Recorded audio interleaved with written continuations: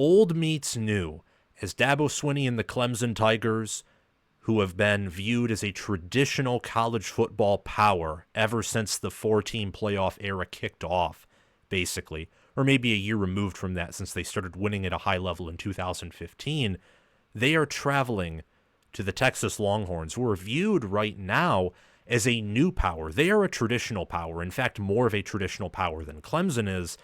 But 10 years ago, when college football feels a lot closer to 100 or 50 years ago than it does 10 with all the changes that are being made, Clemson, in the eyes of a recent college football fan, or really the eyes of probably any college football fan, is a more traditional power than Texas is. Because Clemson, ever since, 2014, 2015, 2016, right up until a few years ago, was winning national championships. They were beating Alabama. They were competing at the highest level. And Texas has pretty much been pretty dead ever since their 2009 appearance in the national championship. But here we are. And it's really a tale of two different programs. Texas has been very innovative. They've been aggressive with NIL, with the portal, with their hirings, with their firings. They have been doing whatever it takes, of course, within the bounds of ethics, because it doesn't sound like Texas is subverting any rules or anything like that. But they're doing whatever it takes within certain boundaries to win. Clemson has been very conservative, I feel, on the NIL front, on the transfer portal front. They have not been recruiting at an elite level, and their hirings and firings have also been very conservative, I would say, outside of the Garrett Riley hiring entering 2023. So this is a fascinating matchup in my mind. Clemson is an underdog, a double-digit underdog on the road as they're traveling to Texas, who is an 11-point favorite. This is the 5 versus 12 seed game. And let's dive right in and talk about what I think some critical matchups here are. I think that Clemson's offense, and specifically their passing offense, as I don't know the status of Phil Mafah, who tragically got hurt during the ACC championship game, be praying for him and his health. I don't know how Clemson is going to do on the ground and in the trenches overall against Texas, who has one of the most physical defenses in the entire country. Just think about how insane that would have sounded in the preseason. Texas coming off of a year where their secondary was not even inside of the top 100, and they lost Murphy and Sweat to the draft, so you figure their D-line's going to take a step back. That hasn't been the case at all.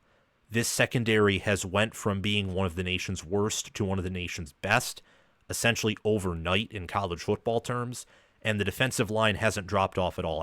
Alfred Collins has picked up right where Devondre Sweat and Byron Murphy left off. And at linebacker, Texas is pretty athletic too, and very impressive, I would say. The Longhorns defense, Barron Sorrell and Vernon Broughton, Alfred Collins and Bill Norton on that defensive line, and also Trey Moore. Anthony Hill Jr., David Benda at linebacker, Jahdae Barron, Michael Taaffe, Andrew Mukuba, Malik Muhammad, and Jalen Gilbo at DB. That is the Texas defense. You look at the Clemson offense, wide receiver for Clemson, Antonio Williams, TJ Moore, Troy Stellato. Look out for Bryant Wesco Jr. as well. On the offensive line, Tristan Leigh, Colin Sadler, Ryan Lithicum, Walter Parks, and Blake Miller. Tight end is Jake Bringingstool. Quarterback, Cade Klubnik. Running back, Phil Mafah.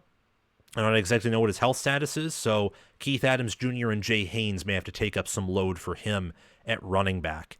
That is the Clemson offense and what we're looking at in this matchup versus the Texas defense. And it's fascinating because Clemson is so much better in offense than they were last year. They're top 20 in points per game, scoring 34.4. They're scoring 0.456 points per play, 34th, much better than last year. They're top 20 in offensive touchdowns per game, top 15 in offensive points per game, and they're able to generate some explosives as well. And they start off games fast. They score 10.7 first quarter points per game, which is second. However, this Texas defense is, I would say, unlike anything that they've seen all season long.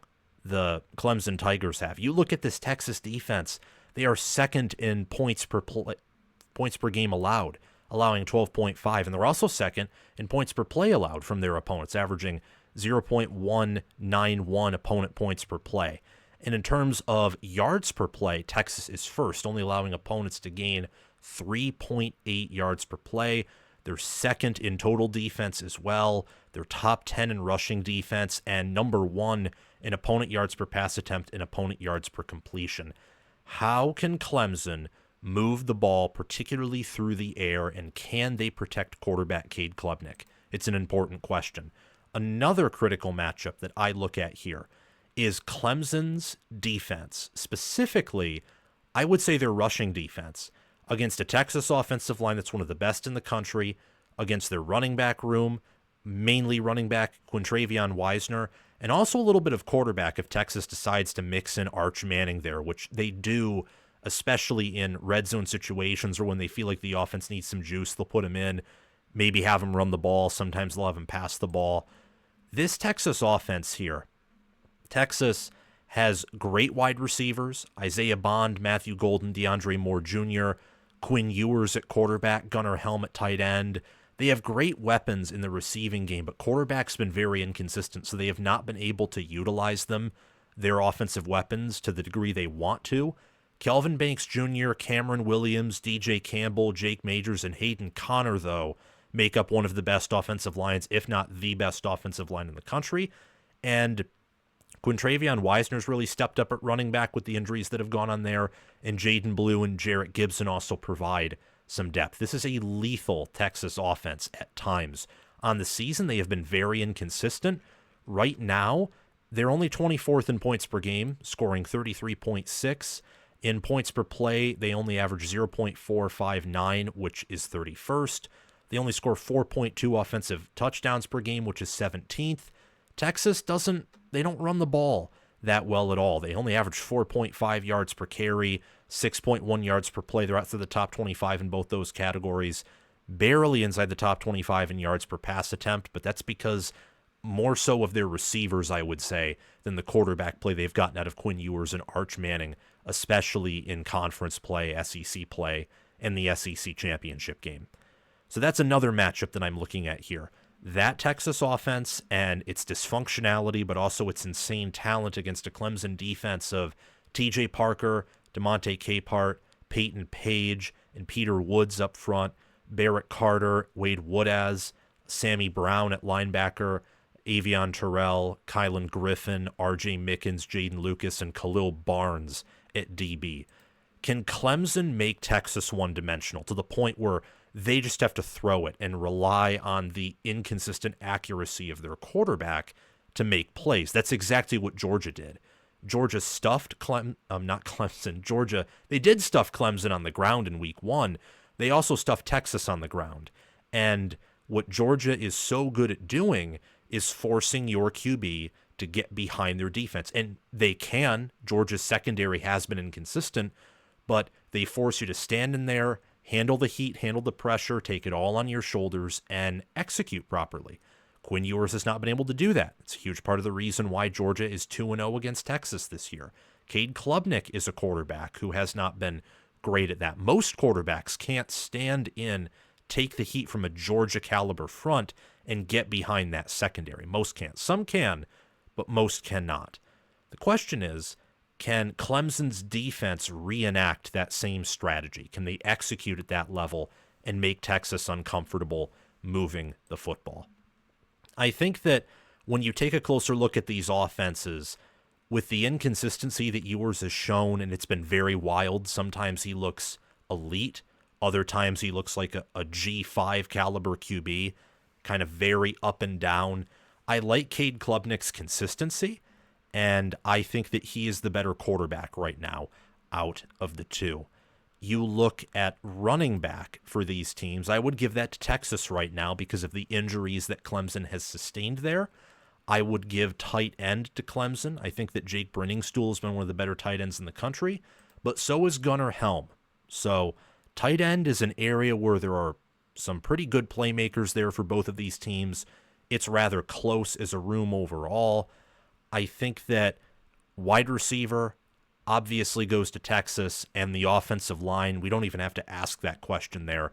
Texas on the offensive line is a completely different animal from what Clemson is on the offensive line. I will say that Clemson, I mean, when you look at it here, their QB sack percentage, 4.38%, is 32nd. They're able to run the ball for 4.9 yards per carry. They have a better sack percentage allowed and yards per carry enforced compared to Texas.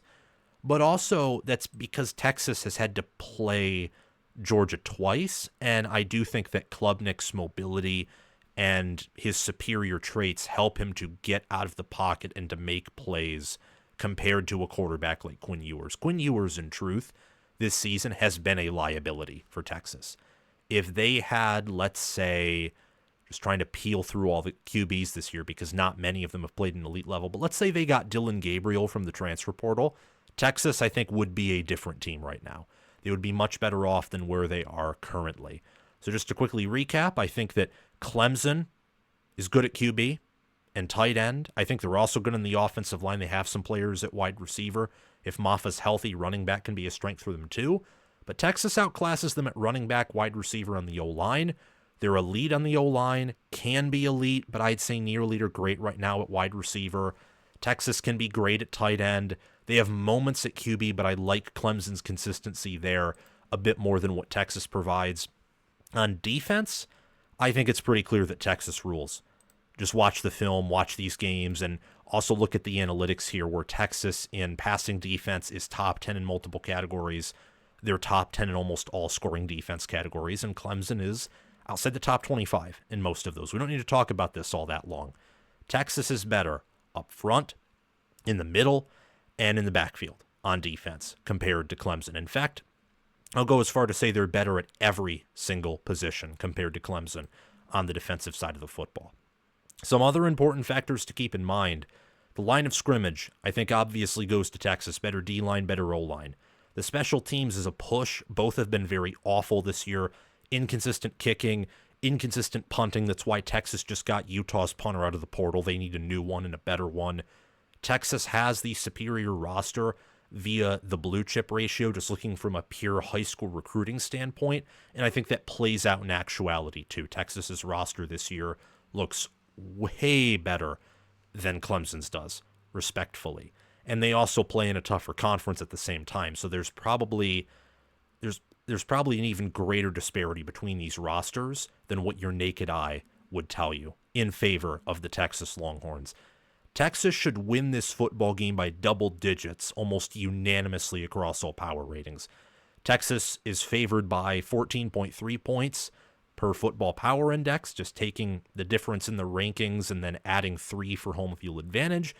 For S&P Plus, that number is 13.7 in favor of the Longhorns. And for my potential power index, it's Texas minus 17.8.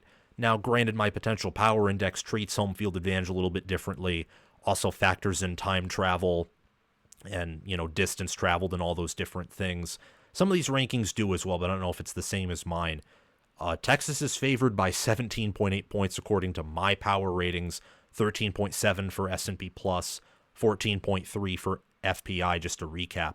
They're a double-digit favorite, and in the advanced analytics, things that really tell you about the dominance of a team and how they've done against their schedule. Texas, they have a 0.267 points per play margin and a 0.26 expected points added margin. They're both top 10 in those categories. They move the football well, and they do a good job of scoring, but more importantly, this is especially the case with Texas because their offense has been inconsistent at times. They do a much better job of shutting down their opponent's offenses and just keeping them from getting inside the end zone. Clemson's a little bit different. I'd say Clemson's offense has been a little bit better than Texas at scoring points. Given the schedule they have, I think if they played the same schedule, it'd be pretty clear that Texas has a better offense, but not by that much. But Clemson's defense can be a liability sometimes, especially in stopping the run. They have a 0.26 points per play margin and a 0.134 expected points added margin. So they, on an average basis, beat the opponents that they have played and do dominate them and move the ball on them better than their opponents do, but not to the same degree that Texas does with their schedule and opponents. Texas has played the 20th toughest strength of schedule. Clemson is 35th in that category. Surprisingly, the Tigers are 8th in game control and 12th in efficiency per ESPN. But Texas is 1 and 2 in those categories. And you add in home field advantage there, I think you can clearly see who the better team is. And on top of that, I think right now, Steve Sarkisian's a better head coach than Dabo Swinney. I think that Texas has a superior offensive staff, defensive staff, and I think they train their players better. I think their strength and conditioning is better. Their roster is deeper, not just because they recruit better, I think more importantly because right now they develop better. And with all that being said, that leads me to pick Texas to win this game and win, I think, in a pretty big fashion. Texas is an 11-point favorite. My model says Texas minus 17.8 is going to be the expected margin of victory for this game in favor of the Longhorns. I think that Texas covers, and I think they win, and I think it's going to be very similar to that Texas A&M game where Clemson scores 7 points, probably not off of a pick six, though I imagine they'll collect some turnovers because that's what Texas offense is they give you the football, which really kills their ability to win against high-level opponents. But Clemson is not a high-level opponent to Texas. They're not Georgia. They're not Oregon. They're not Ohio State. They're not Penn State. Clemson is not even Ole Miss, Alabama, or South Carolina. They're Clemson. They're a great team. They're not elite. They're not even near elite. This is a team that in most years would not...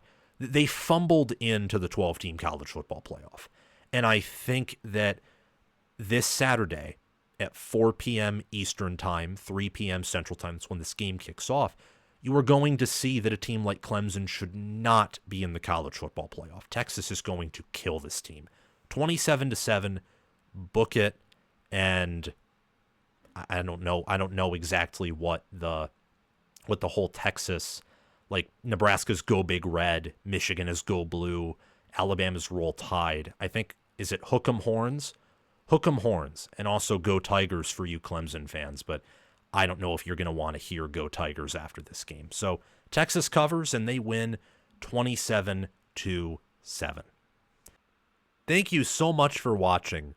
Remember to like the video and subscribe to the channel, and also hit that notification bell so that way you can get notified when new content from College Football with Sam drops. I appreciate you very much, and also share the video around to others who you know enjoy the sport of college football and love it as I do and as you do, and comment your thoughts down below so that we can have a conversation, because I want to know what you are thinking. And join our Discord server where we talk college football 24/7 via the link in the description or down below in the pinned comment. Thank you to my Heisman Patreon members, Crash2488, Brascal Rascal, and Kylo OH. Thank you to my All-American Patreon members, Chris Lane, Ismar, and Tyler Nye. And thank you to my all-conference members, John Lynn, Roaming Gnome, Matthew Sale, Austin Christmas, Joshua Jorgensen, and Will Loftus. Make sure to check out my merchandise store and or Patreon page, or super chat down in the comment section below to support the channel. The Patreon page and merchandise store links are in the description or down below in the pinned comment. I hope you have a wonderful day. It is December, so Merry Christmas and also Happy New Year. I will see you guys soon.